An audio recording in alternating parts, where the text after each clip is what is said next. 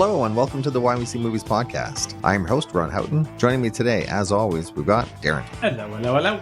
Today we're going to be talking about Ari Aster's new film, Eddington. Sure. I got a call into the office about a disturbance.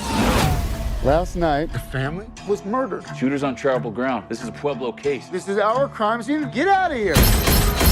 I'm running for mayor. You can't keep your own office going, but you're going to run mine. They're your streets to keep safe. Ted Garcia. The man is simply evil. Can we shut this bitch up? We are in a fight against evil. Eddington was written and directed by Ari Aster, stars Joaquin Phoenix, Pedro Pascal, Emma Stone, Deirdre O'Connell, and Austin Butler. I'll give you the IMDb plot. In the May of 2020, a standoff between a small-town mayor and the sheriff sparks a powder keg as neighbors are pitted against each other. Darren, what did you think of Eddington? I liked it. It's Just liked? Yeah, I wouldn't say I loved it. Okay. There's a lot to unpack in this movie. To digest, that's for sure. There's a lot going on. There's so much to dissect. I feel like multiple watches are even needed to unpack everything. But yeah, I liked it. I still haven't seen Beau is Afraid, but it's on my PVR now. So in the months ahead, I'll get to it. I'm a big fan of Ari Aster's previous two films before that. Hereditary, I loved, and Midsummer. 3 out of 4 for me, possibly 4 out of 4. I think so. Beau is Afraid. And I don't think you'll dislike Beau is Afraid. based on what I've seen of that, it's up my alley for sure. Too weird and original. Yeah, this has got a great cast, and when you think of just the basic plot of that, a mayor and a sheriff pitted against each other in a COVID small town, I guess it could go in lots of different ways. Yeah, I'll give it that too. As it was progressing, I had no idea where it was going. Which is always good. Yeah. It deals with a lot of things, not just COVID. It's getting into immigration, Black Lives Matter, the political divide, the mentally ill, corporate corruption, social media, conspiracy theories and cults, and even a few hired mercenaries to throw things in. Yeah. Going after a lot. I don't know if there's a general message in the movie, but to me, I think it's Ari Aster just saying, basically, America has gone crazy, in his opinion. Maybe that's why I didn't connect with it on the same level that I did his previous films, is that it's like, wow, he's got a lot of stuff to say in here, but, I mean, there was no overarching theme that hit home for me, I guess. And there's no real rooting characters in it. There's a few people that you can gravitate towards, but they're not the leads. I mean, there's aspects of Joaquin Phoenix that I liked, but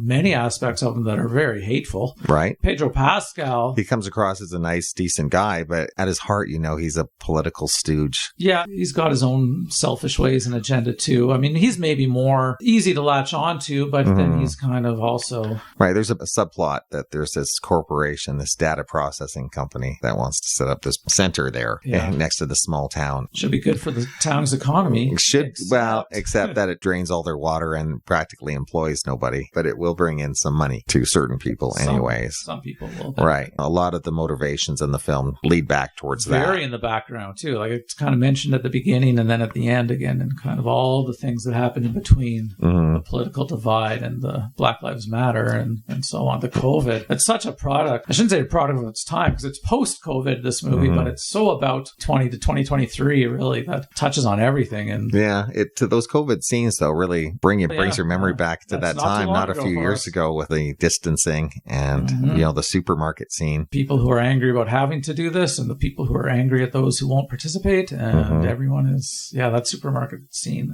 could be a documentary. You know, in the aftermath of it, we have found out that we did go a little overboard in many ways in a lot of the restrictions that were imposed, and if we had another pandemic, hopefully we would do things differently in some ways. So I mean, it does play an even keel with it. I mean, it doesn't pick sides. Not really. It picks the sides of sane against the insane. Really. Humanity and saneness. You know, the black police officer is someone you can root for. The native officer, those two guys are maybe the two people that seem to be... Yeah, probably two of the best. At least operating on their own moral... A couple of the teen characters they've got typical teen things that they seem pretty confused, though. That one girl, when she's screaming at the black guy about how he doesn't understand racism. Yeah. I mean, I just love that. Pedro Pascal's son he is maybe more... he's entitled. He's entitled.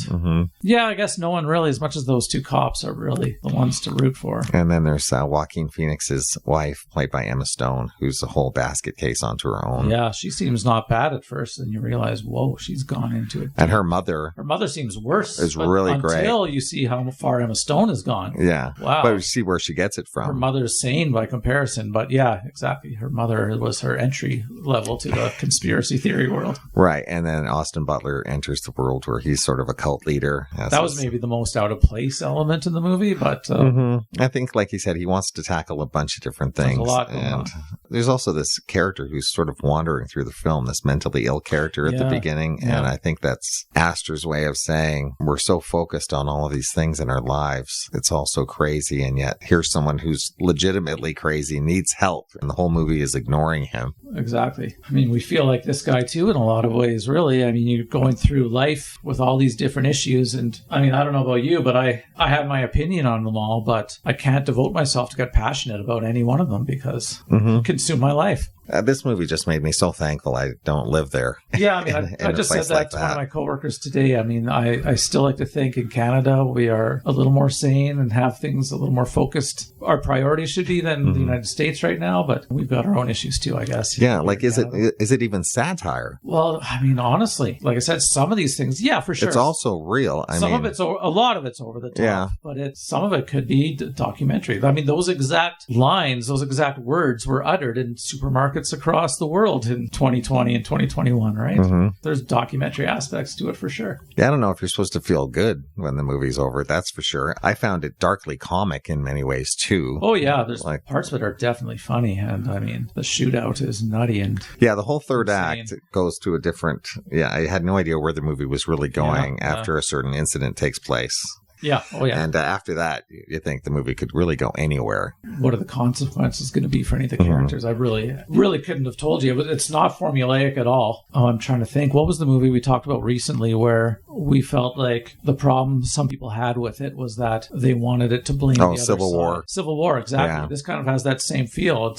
It doesn't blame any one side or the other. They're both shown to have their faults and their problems. And I think that, once again, might be a problem I think people will want to go into this movie to be able to hate on the other side more. Yeah, no, but it's not going to give them that opportunity. No, it should just make you feel just generally awful all around, I think. Yeah, and then at the end of the movie, the very end, that's when it gets the satire, I guess, really comes. If we're going to get into any spoilers, I guess this would be the time. Spoilers, when you see Joaquin Phoenix, who has survived in the end and now has become the mayor of the town, even though he's paraplegic in a wheelchair and obviously not with it. No. And basically it's his stepmother now who's running things.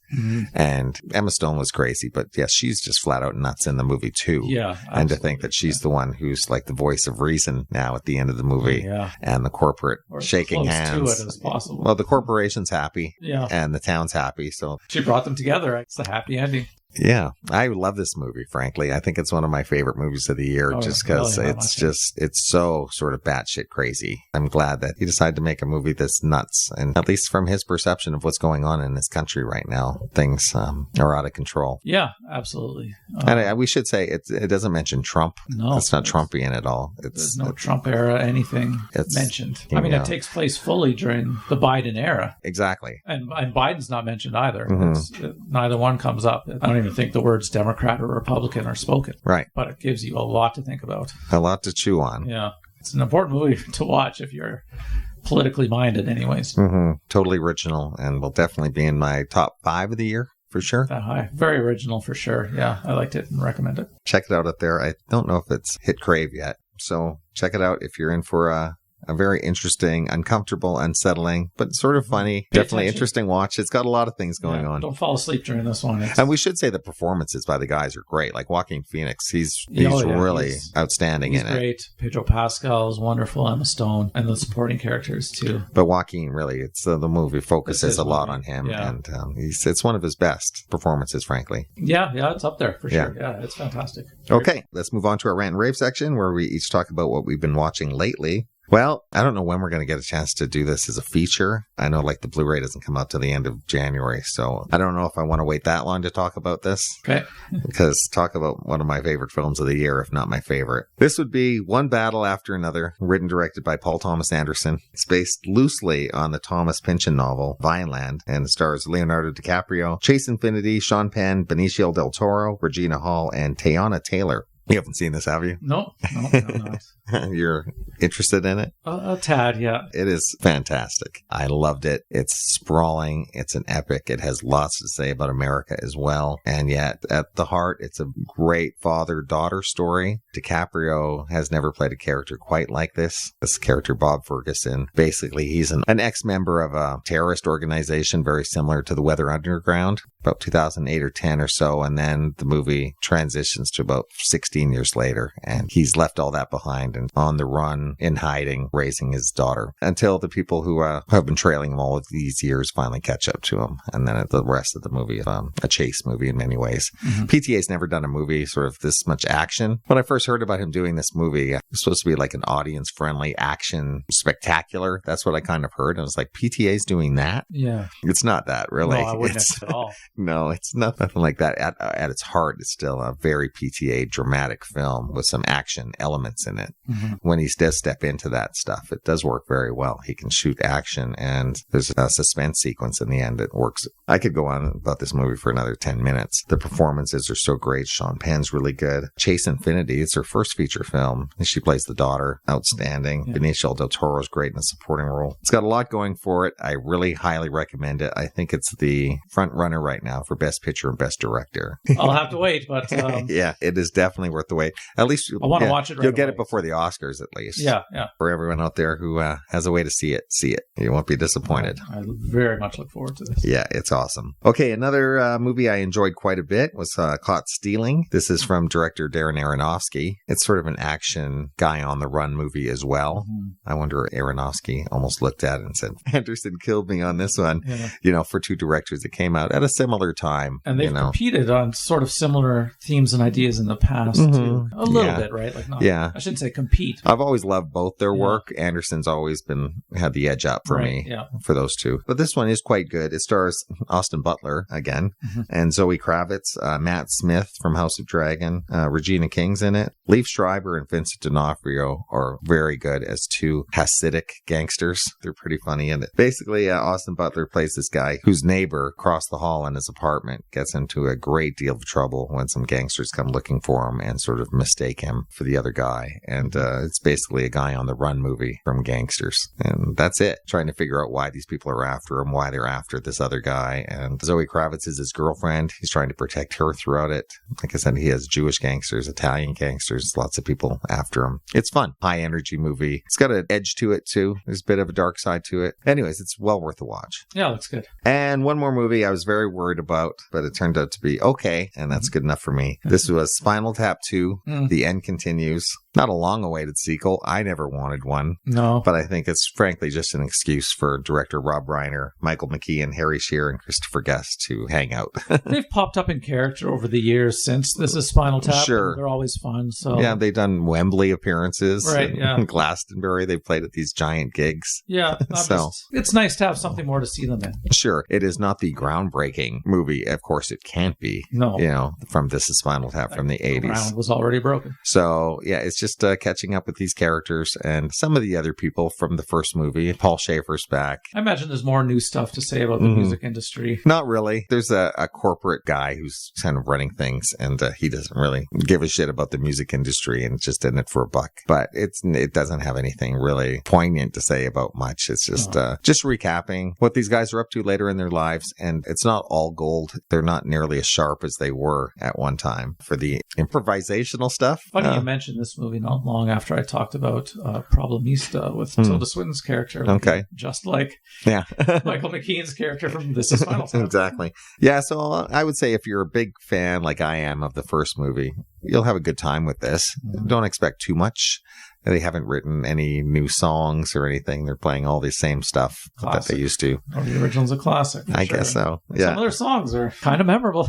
Yeah. Like I said, Fran Drescher's back. June Chadwick, who played Janine, Michael McKean's ex, and that one. Yeah. Even she's back. She hasn't worked in a long time. So a lot of old faces they brought back for this. It's a nostalgia project, basically. Not great, but good. Yeah, I want to check it out for sure. Okay, what do you got today? So the first one I've got to talk about tonight is from 2024, Love Lies Bleeding, directed by Rose Glass, written by Rose Glass and Veronica Tofilska. Did you say you've seen it? Or of course, it's been a while. It's about female bodybuilders. Yeah. Something like that. Kristen Stewart, Dave Franco, and Katie O'Brien are the leads. Of course, Katie O'Brien, where do I know her from? And of course, she was in Andor. She was that one Imperial officer. I mean, she's a great actress. It is the three things I've seen her in now. She's a standout. Yeah, this is an interesting movie. Like you said, it's about these female bodybuilders or, just heavy into fitness and bodybuilding. And these two, Kristen Stewart and Katie O'Brien, fall in love and they begin their relationship. Kristen Stewart's dad, played by the great Ed Harris, is into all sorts of nasty business and criminal enterprises. And then sort of a lover's on the run, but they're not quite on the run, but sometimes on the run. There's all kind of crazy genre stuff of that nature going on in this movie. The performances are really great. I didn't always know where it was going with the crime stuff and the father-daughter stuff with Ed Harris. Give it a thumbs up and recommend it. There's some good stuff, good performances, dark, modern, lesbian noir. I don't know what genre it falls under, but I recommend it. I don't remember it at all. I know I've seen it, but I remember liking it. Yeah. If I saw a trailer, it would all come back to me. Yeah. I remember thinking it had tones of Bound. Not quite as good the crime lesbian movie that Bound is, but, but quite good. Yeah, it's got some of that fun sort of criminals who are even not necessarily criminals, but people who get involved in criminal activities. And even if you're rooting for these characters, you just know they're not smart enough to get through these situations, to clean up after themselves in the way that'll get them out of trouble. And there's some unforgettable bodybuilding competition scenes in Vegas. Is Vegas or Reno? Anyways, yeah, thumbs up. And I'll follow that up with, this is going way back now, way back. It's a movie that I've always been aware of, but, knew that of its reputation. Never got a chance to see it until it was on TCM not so long ago. I am talking about from 1945, the film noir B-movie classic Detour. By Edgar G. Ulmer. Edgar G. Ulmer, written by Martin Goldsmith and Martin Mooney. And, the stars, Tom Neal and Ann Savage. This is a B-movie all the way. Edgar Ulmer directed a ton in his career, but no Oscar winners or anything like that. Some memorable titles, things you would have heard of and seen if you're a movie buff. Detour, I guess, is probably his most respected. What he did with such a low budget. Yeah, fans of film noir love this, and understandably so now that I've finally seen it. Tom Neal plays a guy who sort of accidentally gets involved in a killing, and then there's no real way for him to, anything he does to try and get out of it, just digs his hole deeper. And Ann Savage is one of the quintessential femme fatales. It's classic noir. Yeah, low budget, there's only a few locations. I think they shot it, I read, in 11 or 12 days, something like that. The screenplay, the dialogue is just some of the juiciest. That's where it all lies. The juiciest film noir dialogue. It's very pulpy. Yeah. I don't normally do this on the podcast, but I want to read a few quotes just to give you guys, our listeners, an idea of how film noir... And it came out in 1945, right? The same year as The Big Sleep was 45, right? Maltese Falcon was 44. So it's not like it's imitating all these. It was just part of that same... I think Falcon was a few years earlier. 41, I think. Was it that early? But it's kind of part it's of that right same in that. Yeah. Right? Like it's not a later imitation. It's just part of that movement. And lines like, that's life. Whichever way you turn, fate sticks out a foot to trip you.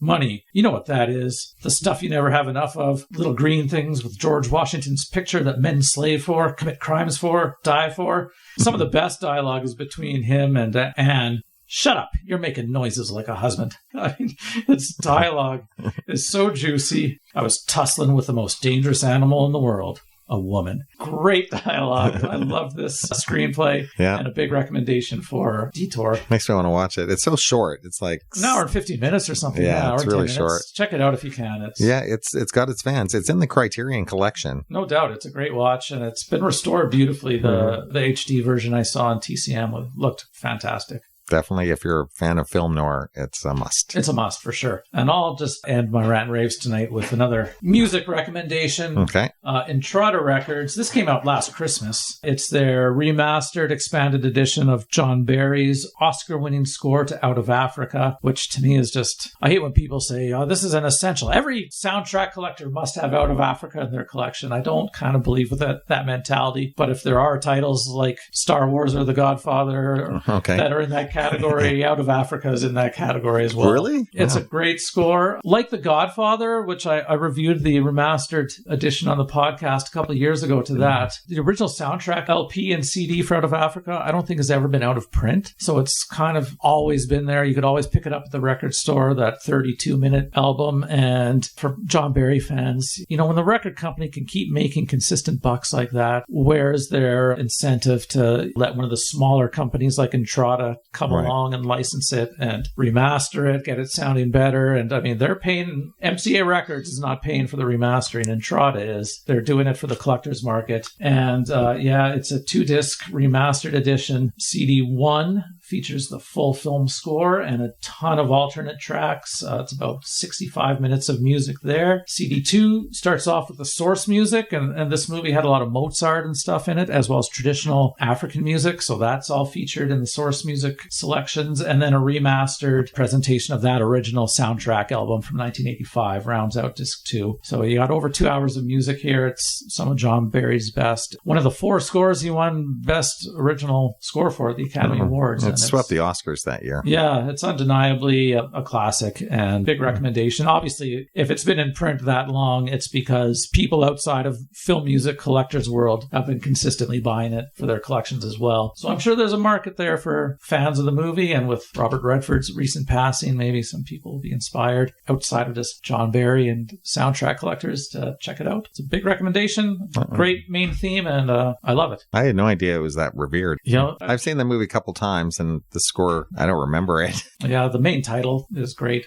Frankly, for that same year, I prefer Quincy Jones' The Color Purple. I mean, that one's a really good score, that too. One stands out more to me in my head. At least I can... You've probably watched Color Purple more than Out of Africa. That's true, too. I'll take your word for it. Yeah, great score. And First, John Barry is one of the greats. Yeah, hopefully more people will be inspired to check this out. All right, next time we're going to be back to discuss Guillermo del Toro's Frankenstein. Until then, you can give us a like and subscribe to our Facebook, YouTube, and Instagram accounts. And if you want to search out our past reviews, you can look up a film on our website at whywecmovies@libsyn.com. Thanks for listening and take care. Farewell.